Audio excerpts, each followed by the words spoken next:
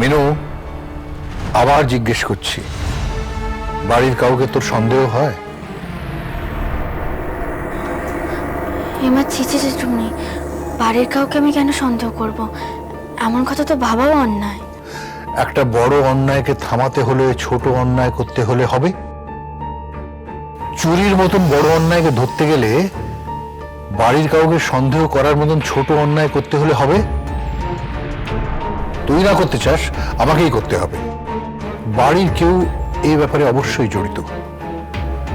একই চোর দুবার চুরি করেছে, আর এই চোর আমাদের বাড়িতেই আছে, না হলে বাড়ির লোকেদের সাথে ওর যোগ সাজস আছে। বাবা, আমি এবার প্রতিবাদ করতে বাধ্য হচ্ছি। তুমি উল্টো পাল্টা ভাবছো। আচ্ছা, বাড়ির কেউ এসব ব্যাপারে তুই জানিস কে চোর? বল। না না, আমি জানি না। তাহলে আমার কথা এত জোর দিয়ে কাটছিস কি করে? মিনু, ওয়ার্কশপে যাবি তো? এত দেরি করছিস তাই তোকে ডাকতে এলাম। ওহ, বর্ষা খুব ভালো সময় এসে পড়েছে, আলোচনাটা থামলো বাবা।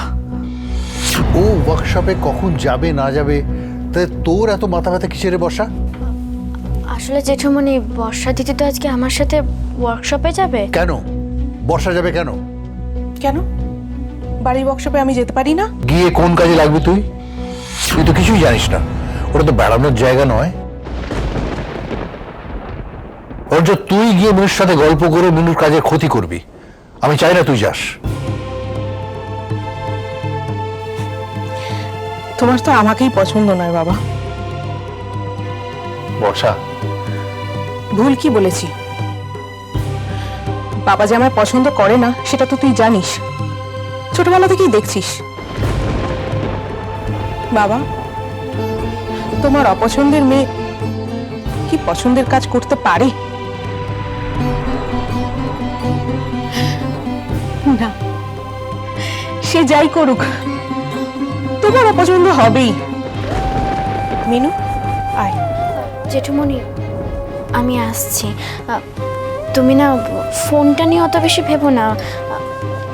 বেশি দাম ছিল না তো, আমি আরেকটা ফোন কিনে নেব। ও হ্যাঁ, মোবাইলের সব ঘটনাটা বাবাকে বলেছিস? সব ঘটনা?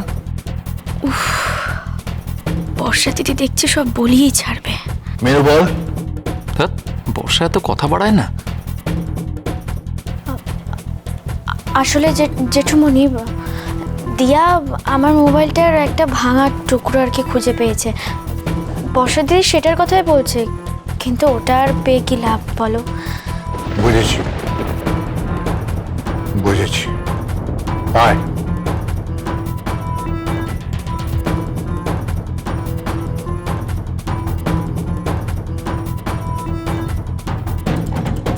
এত ঝুঁকি নিয়ে চোর যে একটা সস্তার মোবাইল চুরি করেনি সেটা বুঝেছি। চোর চুরি করেছে জাহ্নবীর এগেনস্টের প্রমাণ। সেই প্রমাণ মোবাইলে না থেকে অন্য কিছুতে থাকলে চোর সেটাও চুরি করত। আসলে সাতনড়ি হার চুরি করে চোরের সাহসটা বেড়ে গেছে। আচ্ছা বাবা, ওই হার চোর আর মোবাইল চোর যে তুমি ভাবছো কেন? কেন এরকম ভাবনা তোমার মাথায় আসছে? কেন মনে হচ্ছে যে একই লোক চুরি করেছে? নাও তো হতে পারে। হ্যাঁ, আমার ধারণা তাই। না, তা নয়। অবশ্যই হ্যাঁ, এবং আমার ধারণা সে চোর বাড়িতেই আছে। সে চোর মিনুর বালিশের তলা থেকে চাবি নিয়ে সাহস পেয়ে গেছিল। একই পদ্ধতিতে মিনুর বালিশের তলা থেকে মোবাইল নিয়ে গেছে। না না না না না, একই পদ্ধতিতে নয়। সেই সময় সোম ঘরে ছিল না, মানে যখন মোবাইলটা চুরি হয়েছে তখন সোম ছিল, আগেরবার সোম ছিল না। চাবি চুরির সময় সোম ছিল তো? ছিল না। সোম তো বলছিল ও পাশে ঘুমোচ্ছিল। আরে সোম ছিল না বলেই তো আমি ঘরে ঢুকে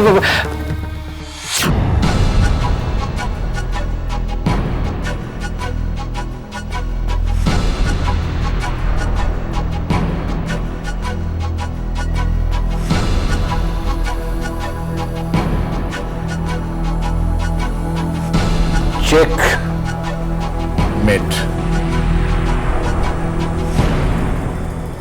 এতদিনে জানলাম যে সাতনড়ি হার কে চুরি করেছে। বাবা, পেট থেকে কথা বের করার এটাও একটা টেকনিক, শিখে রাখ। আবার অবর্তমানে তোর কাজে দেবে। দুর্গাচরণ পালকে এখন থেকেই বাতিল করে দেওয়ার কোনো কারণ ঘটেনি। বাবা, আমি মোবাইলটা চুরি করিনি। আমার মনে হচ্ছে এটা সোমা জাহ্নবী দুজনে মিলে ঘটিয়েছে। হতে পারে, কিন্তু আমি তোকে সন্দেহ করি, কারণ একবার চুরি করে তুই ধরা পড়েছিস। ধরা পড়েছি? ধরা না পড়লে 7 নড়ি হার তোর কাছ থেকে মিনুর কাছে গেল কি করে? তুই এখনো অনেক কাঁচা খেলোয়াড় আছিস। মাত্র কয়েক মিনিটের জেরায় আমি তোকে ধরে ফেললাম।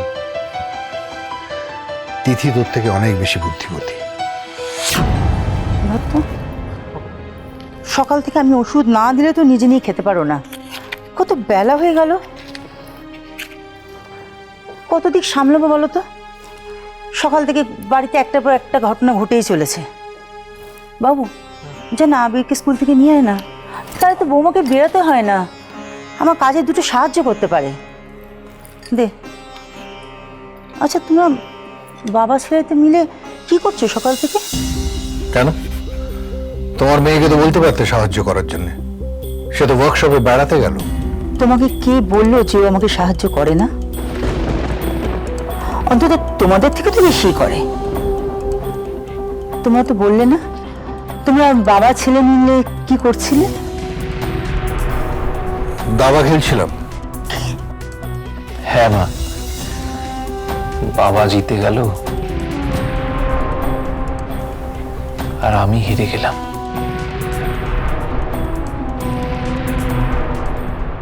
মিনু, তোর এই মূর্তি গড়ার জগৎ না আমার খুব ভালো লেগেছে। সত্যি, নিজে কিছু তৈরি করা, কিছু সৃষ্টি করার আনন্দই একটা আলাদা। এই কথাটা কিন্তু তুমি একদম ঠিক বলেছো বর্ষা দিদি। শুধু মূর্তি তৈরি করা কেন, এই মানে ধরো কোনো রেসিপি দেখে রান্না তৈরি করা বা জামা তৈরি করা, যে কোনো কাজ। এটাই মিনু, এই নিজস্বতা, এই ডিটারমিনেশন নিয়েই তোকে এগিয়ে চলতে হবে। তোর এই শিল্প, এই নিয়েই তোকে এগোতে হবে। And I am sure Jahnavi এখানে কিচ্ছু করতে পারবে না। জাহ্নবী এখানে এসে পৌঁছতেই পারবে না। ও যাই করুক, যত ষড়যন্ত্র করুক, যা ইচ্ছে করে যাক, তোর কাছে এসে ওকে মাথা নোয়াতেই হবে মিনু। আমি জানি বর্ষা দিদি সব জায়গাতেও আমার সঙ্গে পারবে না। আমি ওকে নিয়ে অত কিছু ভাবি না, জানো, আমার সমস্ত ভাবনা তো ওকে নিয়ে। মাঝে মাঝে খুব ভয় হয় জানো তো, মানে জাহ্নবী যদি ওর কোনো ক্ষতি করে দেয়। আমি যতদিন ওকে জাহ্নবীর জাল থেকে না উদ্ধার করে আনতে পারছি, ততদিন আমার এক মুহূর্ত শান্তি নেই, আমি শান্তি পাবো না। তো তুমি ভাবতে পারবে না বর্ষা দিদি, মোবাইলটা চুরি হয়ে গিয়ে যে আমার কত বড় সর্বনাশ হয়ে গেছে আমি বলে বোঝাতে পারবো না। আমি তো একেবারে মনে মনে ভেঙেই পড়েছিলাম। কিন্তু এই যে, কিন্তু আমার ওয়ার্কশপ, জানো তো বর্ষা দিদি, ওয়ার্কশপে এলে না সমস্ত দুঃখ, কষ্ট, সমস্যা সব কিছু মিটে যায়, যেন সব কিছু উদাও হয়ে যায়। এখানে এলে নতুন করে লড়াই করার প্রেরণা আমি পাই। বর্ষা দিদি, এই নাও চা।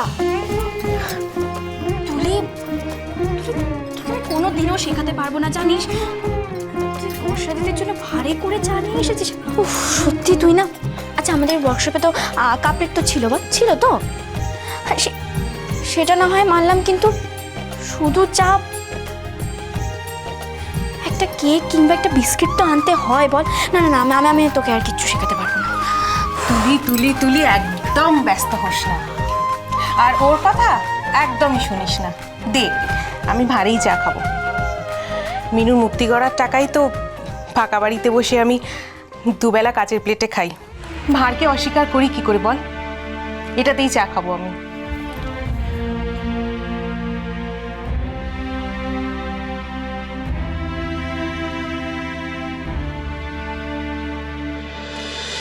বাজলো তো